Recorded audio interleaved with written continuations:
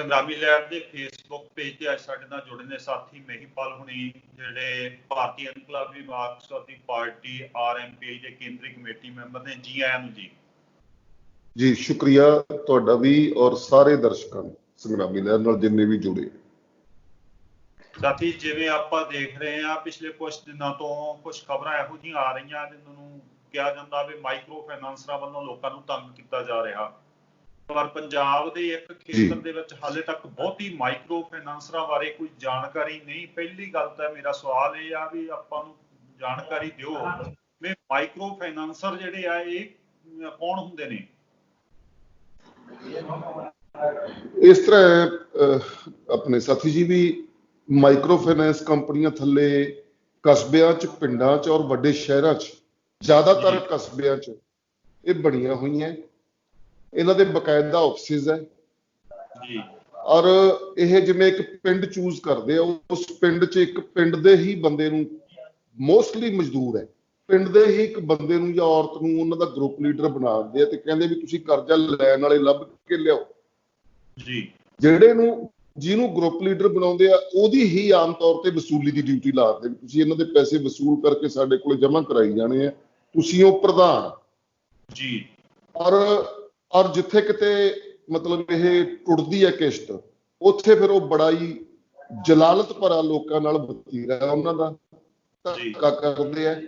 Even ਮੇਰੇ ਇੱਕ 2 ਸਾਲ ਪੁਰਾਣੀ ਘਟਨਾ ਯਾਦ ਆਈ, ਕਿਸੇ ਪਰਿਵਾਰ ਦੀ ਕਿਸ਼ਤ ਟੁੱਟ ਗਈ ਤੇ ਸ਼ਾਮ ਨੂੰ ਮਤਲਬ ਉਹਦਾ ਰਸੋਈ ਦਾ ਸਿਲੰਡਰ ਚੱਕ ਕੇ ਲੈ ਗਈ ਸੀ ਰਾਏਕੋਟ ਦੀ ਕੰਪਨੀ, ਔਰ ਉਹ ਸਿਲੰਡਰ ਲੈਣ ਲਈ ਧਰਨਾ ਲਾਉਣਾ ਪਿਆ ਸੀ ਜੀ। ਔਰ ਜਿਹੜੀਆਂ ਇਹਨਾਂ ਦੀਆਂ ਸ਼ਰਤਾਂ ਕਰਜ਼ਾ ਦੇਣ ਦੀਆਂ ਉਹ ਤੁਸੀਂ ਇਮੇਜਿਨ ਨਹੀਂ ਕਰ ਸਕਦੇ। ਮੈਂ ਪੰਜਾਬ ਦੇ ਪਾਠਕਾਂ ਦਰਸ਼ਕਾਂ ਨਾਲ ਸਾਂਝਾ ਕਰਨਾ ਚਾਹੁੰਦਾ, ਸ਼ਾਹੂਕਾਰਾ ਵੀ ਇਹਦੇ ਮੂਹਰੇ ਸ਼ਰਮਿੰਦਾ ਹੋ ਜਾਏਗਾ।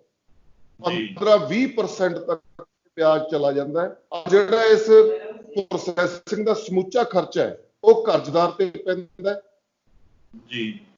ਔਰ ਐਡਾ ਇਹ ਕਰੂਅਲ ਸਿਸਟਮ ਹੈ। ਮਿਸਾਲ ਦੇ ਤੌਰ ਤੇ ਜਿਵੇਂ 6000 ਰੁਪਏ ਕਿਸੇ ਨੂੰ ਕਰਜ਼ਾ ਦੇ ਤੇ ਦਿੱਤਾ ਹੀ 5400 ਜਾਂਦਾ ਜੀ।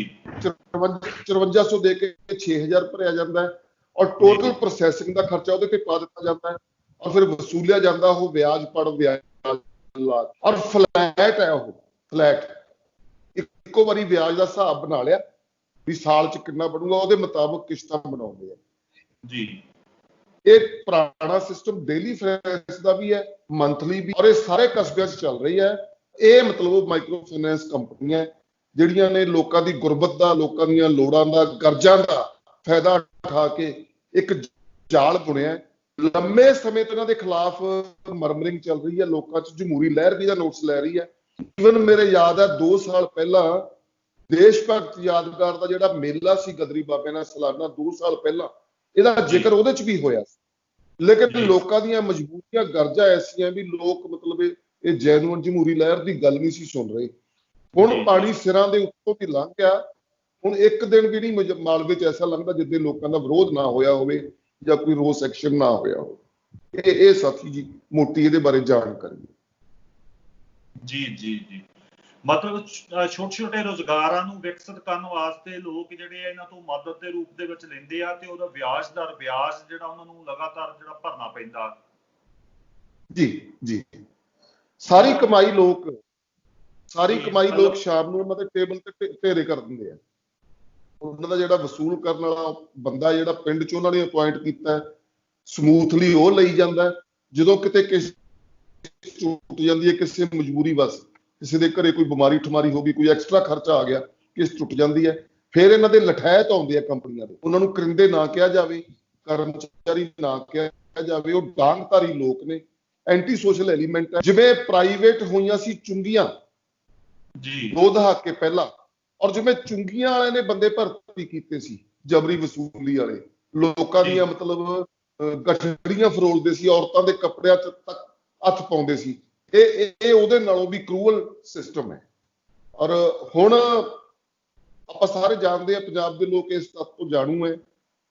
ਹੁਣ ਲੋਕਡਾਊਨ ਹੈ, ਲੋਕਡਾਊਨ 'ਚ ਰੁਜ਼ਗਾਰ ਖੁੱਸ ਗਏ। ਇਸ ਲੋਕਡਾਊਨ ਦਾ ਸਾਰਾ ਭਾਰ ਹੈ ਜਿਹੜਾ ਉਹ ਕਿਰਤੀ ਸ਼੍ਰੇਣੀ ਤੇ ਤਾਜੀ ਕਮਾ ਕੇ ਖਾਣ ਵਾਲੀ ਤੇ। ਰੁਜ਼ਗਾਰ ਉਹਨਾਂ ਦੇ ਖੁੱਸ ਗਏ। ਰੋਟੀ ਦੀ ਵੀ ਮਤਲਬ ਜਿਵੇਂ ਕਹਿੰਦੇ ਹੁੰਦੇ ਵੀ ਲਾਲੇ।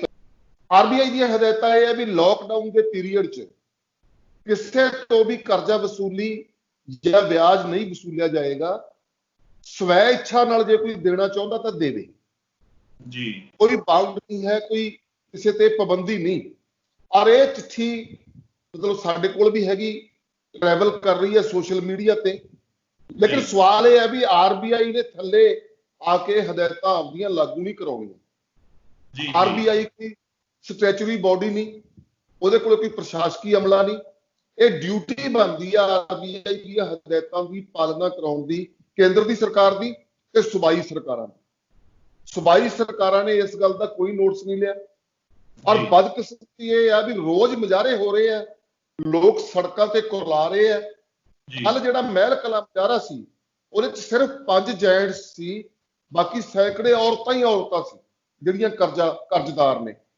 ਔਰ ਇਹਦੇ ਬਾਵਜੂਦ ਵੀ ਜਿਹੜੀ ਪੰਜਾਬ ਦੀ ਸਰਕਾਰ ਹੈ, ਜਿਹੜੀ ਸੈਂਟਰ ਦੀ ਸਰਕਾਰ ਹੈ, ਲੋਕਾਂ ਦੇ ਕਰਲਾਉਣ ਦੇ ਬਾਵਜੂਦ ਵੀ ਉਹ ਹਰਕਤ ਚ ਨਹੀਂ ਆ ਰਹੀ। ਪੰਜਾਬ ਦੀ ਸਰਕਾਰ ਦੀ ਇਹ ਡਿਊਟੀ ਬਣਦੀ ਹੈ, ਹਰਿਆਣਾ ਸਰਕਾਰ ਦੀ ਇਹ ਡਿਊਟੀ ਬਣਦੀ ਹੈ ਕਿ ਆਰਬੀਆਈ ਦੀਆਂ ਹਦਾਇਤਾਂ ਲਾਗੂ ਕਰਨ ਲਈ ਡੀਜੀਪੀ ਨੂੰ ਔਰ ਸਾਰੇ ਜ਼ਿਲ੍ਹਿਆਂ ਦੇ ਐਸਐਸਪੀ ਤੇ ਡੀਸੀਜ਼ ਨੂੰ ਹਦਾਇਤਾਂ ਕਰਨ। ਔਰ ਉਹ ਕਹਿਣ ਵੀ ਜਿੱਥੇ ਵੀ ਕਿਤੇ ਕਿਸੇ ਕਿਸਮ ਦੀ ਫਾਈਨੈਂਸ ਕੰਪਨੀ ਦੀ ਜੋਰਾ ਜਬਰੀ ਦਾ ਮਾਮਲਾ ਸਾਹਮਣੇ ਆਉਂਦਾ ਹੈ, ਉੱਥੇ ਉਹਨਾਂ ਦੇ ਖਿਲਾਫ ਪੁਲਿਸ ਕੇਸ ਕੀਤਾ ਜਾਵੇ, ਨੁਕਸੇ ਅਮਨ ਦੇ ਪਰਚੇ ਦਰਜ ਕੀਤੇ ਜਾਣ। ਇਹ ਡਿਊਟੀ ਬਣਦੀ ਹੈ ਪੰਜਾਬ ਸਰਕਾਰ ਦੀ। ਨਹੀਂ ਫਿਰ ਆਰਬੀਆਈ ਦੀਆਂ ਹਦਾਇਤਾਂ ਹਵਾ 'ਚ ਤਾਂ ਲਾਗੂ ਹੋਣੀਆਂ ਨਹੀਂ। ਪਰ ਹਾਲੇ ਤੱਕ ਪੰਜਾਬ ਸਰਕਾਰ ਨੇ ਇਹਦਾ ਬਣਦਾ ਨੋਟਿਸ ਨਹੀਂ ਲਿਆ ਔਰ ਮੁਜ਼ਾਹਰੇ ਲਗਾਤਾਰ ਹੋ ਰਹੇ ਹੈ।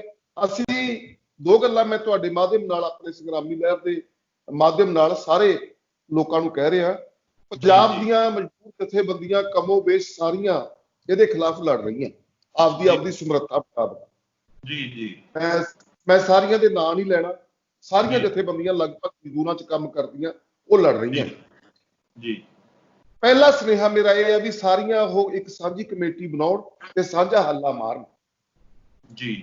ਪੰਜਾਬ ਦੇ ਮੁੱਖ ਮੰਤਰੀ ਨੂੰ ਜਾਂ ਡੀਜੀਪੀ ਨੂੰ ਡੈਪੂਟੇਸ਼ਨ ਮਿਲਿਆ ਜਾਵੇ ਔਰ ਉਹਨਾਂ ਨੂੰ ਕਿਹਾ ਜਾਵੇ ਕਿ ਹਦਾਇਤਾਂ ਜਾਰੀ ਕਰੋ ਐਸਐਸਪੀਜ਼ ਨੂੰ ਵੀ ਉਹ ਜਿੱਥੇ ਵੀ ਕਿਤੇ ਕੋਈ ਇਸ ਕਿਸਮ ਦੀ ਜ਼ਬਰਦਸਤੀ ਜਾਂ ਧੱਕੇਸ਼ਾਹੀ ਜਾਂ ਔਰਤਾਂ ਨਾਲ ਜਿਹੜੀ ਬਦਸਲੂਕੀ ਕੀਤੀ ਜਾ ਰਹੀ ਹੈ, ਉਹ ਔਰਤਾਂ ਨੇ ਔਰ ਐਸਸੀ ਨੇ, ਮੋਸਟਲੀ 90% ਤੋਂ ਜ਼ਿਆਦਾ ਐਸਸੀ ਹੈ, ਪਰ ਜਨਰਲ ਵੀ ਹੈ, ਅਪਰ ਕਾਸਟ, ਸੋ ਕਾਲਡ ਅਪਰ ਕਾਸਟ, ਉਹ ਵੀ ਨੇ।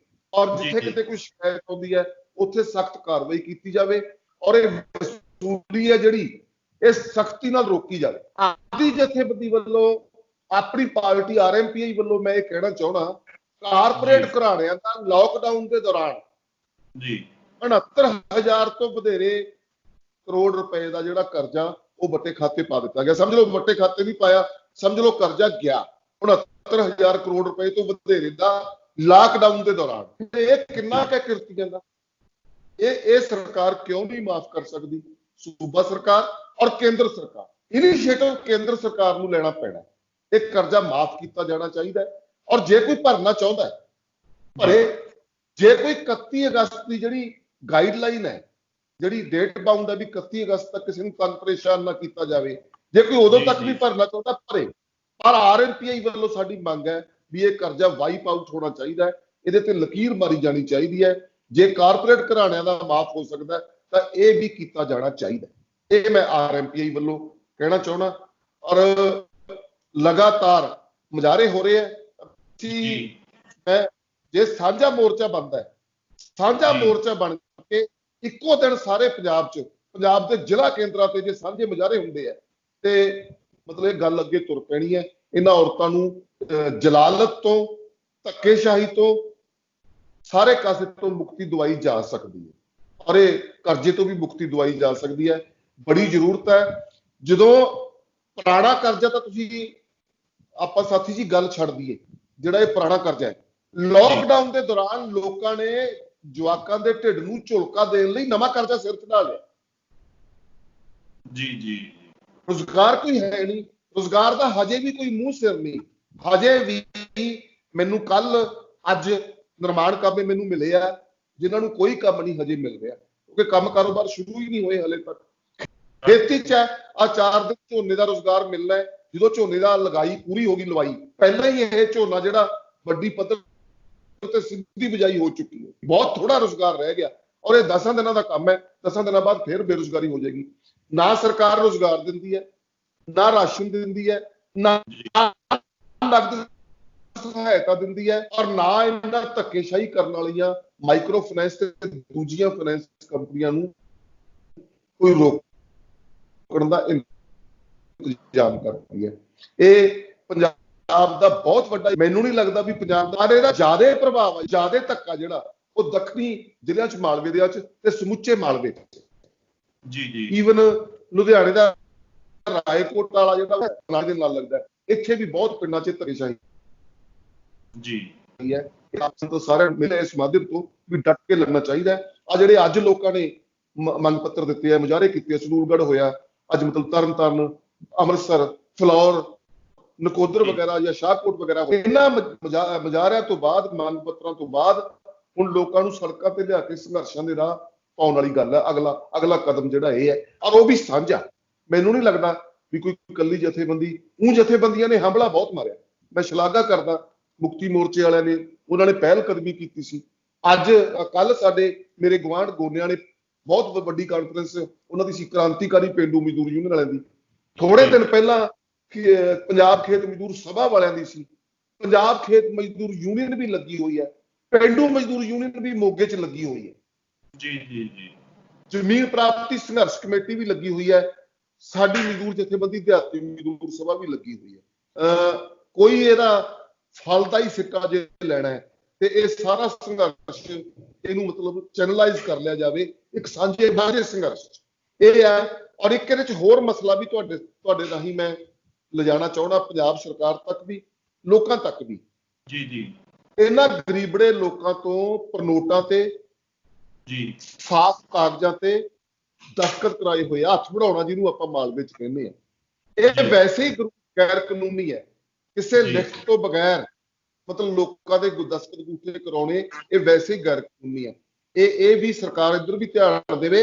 ਔਰ ਕੁਝ ਲੋਕਾਂ ਦੀਆਂ ਸਾਰੇ ਥਾਵਾਂ ਤੇ, ਜਿੱਥੇ ਮੈਂ ਗਿਆ, ਮੈਂ 10-12 ਥਾਵਾਂ ਤੇ ਗਿਆ, ਕਾਫੀ ਮਤਲਬ ਲੋਕਾਂ ਦੀਆਂ ਇਹ ਕੰਪਲੇਂਟਸ ਹੈ ਵੀ ਸਾਡੀਆਂ ਕਿਸ਼ਤਾਂ ਭਰੀਆਂ ਹੋਈਆਂ ਦਾ ਕੋਈ ਰਿਕਾਰਡ ਨਹੀਂ, ਅਸੀਂ 10 ਭਰੀਆਂ, ਕੰਪਨੀ ਵਾਲੇ ਸਾਨੂੰ ਚਿੱਟਾ ਜਵਾਬ ਦਿੰਦੇ ਤੁਹਾਡੀਆਂ ਤਾਂ ਆਈਆਂ ਹੀ ਵਿੱਚ, ਪਿੰਡ ਦਾ ਬੰਦਾ 3 ਖਾ ਗਿਆ, ਇਹ ਨਹੀਂ ਪਤਾ ਕਰਿੰਦੇ ਖਾ ਗਏ। ਔਰ ਜ਼ਿਆਦਾ ਸੰਭਾਵਨਾ ਇਹ ਹੈ ਵੀ ਇਹ ਕੰਪਨੀ ਵਾਲੇ ਹੀ ਖਾ ਗਏ। ਔਰ ਪੋਲੀਟੀਕਲ ਮਤਲਬ ਇਹਨਾਂ ਦੇ ਪਿੱਛੇ ਸ਼ੈਲਟਰ ਹੈ। ਬਲਕਿ ਇਹ ਵੀ ਕੋਈ ਸ਼ੱਕ ਵਾਲੀ ਗੱਲ ਨਹੀਂ, ਜੇ ਇਹ ਬਦਲ ਕੇ ਰਾਜ ਕਰਦੀਆਂ ਪਾਰਟੀਆਂ ਦੇ ਲੋਕਾਂ ਦਾ ਕਾਰੋਬਾਰ ਹੋਵੇ, ਇਹ ਵੀ ਸੰਭਵ ਹੈ। ਕਿਉਂਕਿ ਹਰ ਮਾਫੀਆ, ਜਿਹੜਾ ਰੇਤ ਮਾਫੀਆ, ਖਨਨ ਮਾਫੀਆ, ਹਰ ਕਿਸਮ ਦੇ ਮਾਫੀਏ ਪਿੱਛੇ ਰੂਲਿੰਗ ਜਿਹੜਾ ਡਿਸਪੈਂਸੇਸ਼ਨ ਹੈ ਉਹਦਾ ਹੱਥ ਹੈ।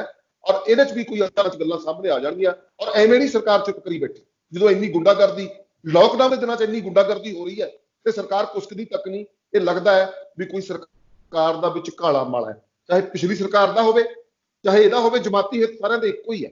ਇਹ ਮਤਲਬ ਇੱਕ ਬੜਾ ਵੱਡਾ ਮਸਲਾ ਹੈ ਜਿਹੜਾ ਮਤਲਬ ਅਸੀਂ ਲੋਕਾਂ ਤੱਕ ਸੰਗਰਾਮੀ ਲਹਿਰ ਦੇ ਇਸ ਪੇਜ ਰਾਹੀਂ ਆਮ ਲੋਕਾਂ ਤੱਕ ਲੈ ਕੇ ਜਾਣਾ ਚਾਹੁੰਦੇ ਹਾਂ, ਸਰਕਾਰ ਤੱਕ ਵੀ ਆਵਾਜ਼ ਪਹੁੰਚਾਉਣਾ ਚਾਹੁੰਦੇ ਹਾਂ। ਔਰ ਲੜ ਰਹੇ ਲੋਕਾਂ ਨੂੰ ਸਾਡਾ ਵਿਸ਼ੇਸ਼ ਸੁਨੇਹਾ ਹੈ, ਆਓ ਇਕੱਠੇ ਹੋ ਕੇ ਲੜੀਏ ਜੇ ਲੋਕਾਂ ਦੇ ਕੁਝ ਪਿੜ ਪੱਲੇ ਪਾਉਣਾ ਹੈ। ਜੀ ਧੰਨਵਾਦ ਜੀ ਤੁਹਾਡਾ, ਬਹੁਤ ਆਸ ਕਰਦੇ ਹਾਂ ਵੀ ਪੰਜਾਬ ਦੇ ਵਿੱਚ ਇੱਕ ਲਹਿਰ ਉੱਠੇਗੀ, ਸਾਰੀਆਂ ਜਥੇਬੰਦੀਆਂ ਇਕੱਠੀਆਂ ਹੋ ਕੇ ਇੱਕ ਸੰਘਰਸ਼ਾਂ ਦਾ ਪੇੜ ਮੱਲਣਗੀਆਂ। ਬਹੁਤ ਧੰਨਵਾਦ ਜੀ। ਧੰਨਵਾਦ ਸੰਗਰਾਮੀ ਲਹਿਰ, ਧੰਨਵਾਦ doctor Gill Sahib ji, thank you. ਧੰਨਵਾਦ।